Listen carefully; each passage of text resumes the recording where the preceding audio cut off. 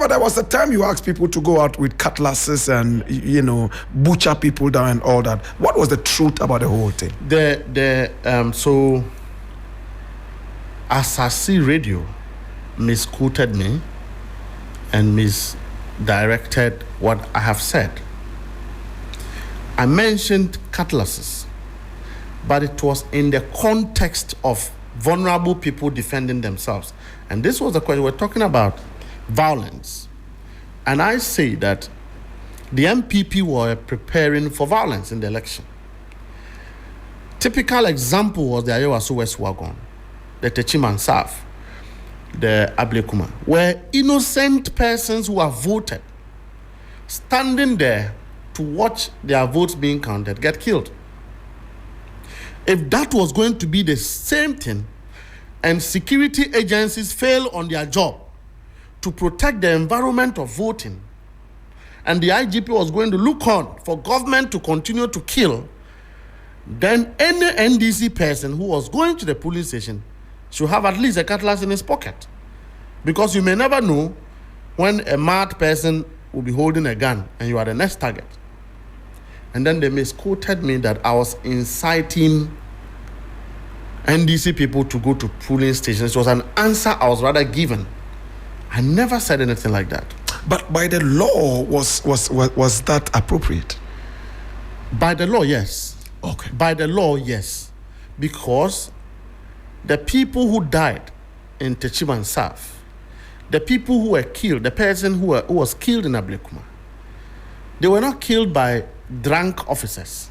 This is They were killed by soldiers and police officers. And these persons were not armed. They were not harmful. And so at what level do you feel justified to shoot into innocent persons, even if you have the intention of dispelling a rioting group of people? You must be measured within the context of force that you have to release. Right. Did you regret that comment?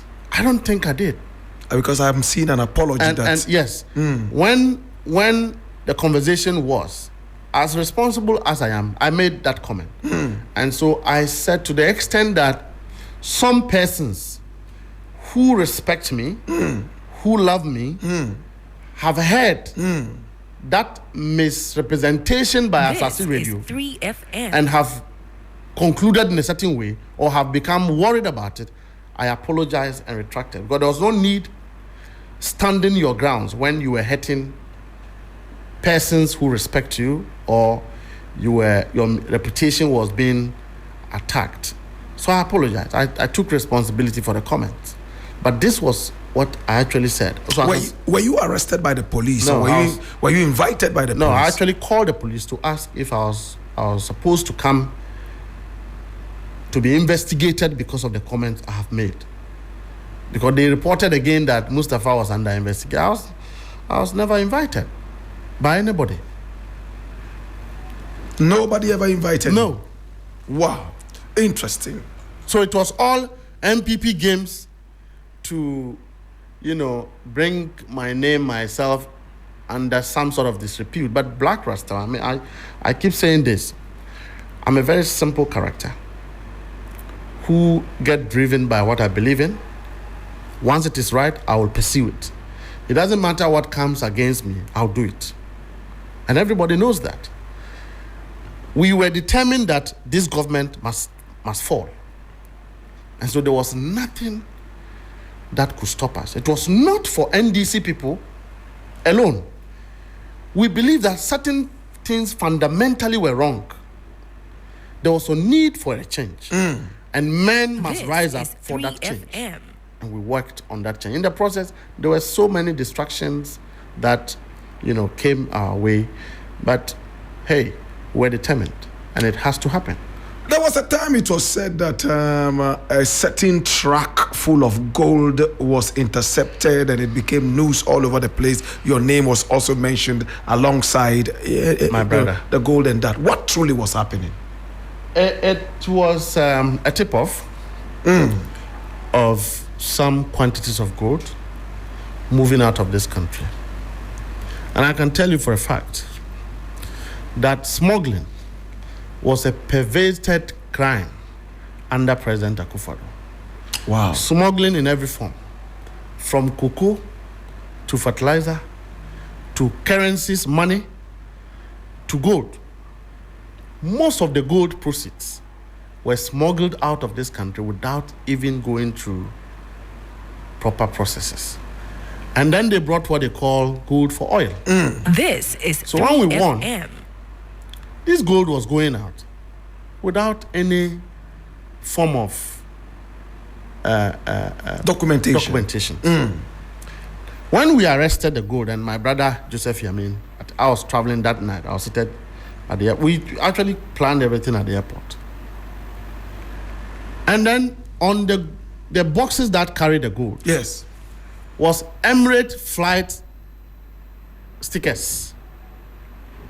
But yet, Bank of Ghana made us believe that the gold was going for assay. Yes. All right? The following day, or the following subsequent period when we went to Bank of Ghana, Bank of Ghana officials incompetently came to us to release the gold without any form of documentations. So you actually took the gold. But back and forth, we released the gold to Bank of Ghana. You seized the gold earlier. We did. And we left it, we took it to Regional Police Command. And then it was moved back to Bank of Ghana vault for safekeeping. Because indeed, it may be tempered if not well kept. But you don't have the seals and everything were with us. So clearly, what we believed was that there was so much liquid cash in this country by former appointees. Because they didn't expect to lose the election, they were now using the money to buy gold and take it out. And that was our intelligence. Okay. And it did happen. Most of it. Most of it. And so I had people say NDC people are sacking and they were stealing. Nobody took anything. And Blakk Rasta, I'll tell you, from the day we won election till today, nobody can associate my name or my brother Yamin's name to have benefited from some form of criminality or criminal proceeds. Never. I won't do that. Because you see, at the end of the day, 3 FM. whosoever calls for equity Right. must come With clean hands. clean hands. That's true. We led a very strong army to election. Young executives, very vibrant, to support His Excellency John Dramani Mahama. We went into that election as opposition. No single individual was hurt in the 2024 election. It was a war between NDC and fake military officers and This intervention is or illegal 3FM. interventions with soldiers. Galam say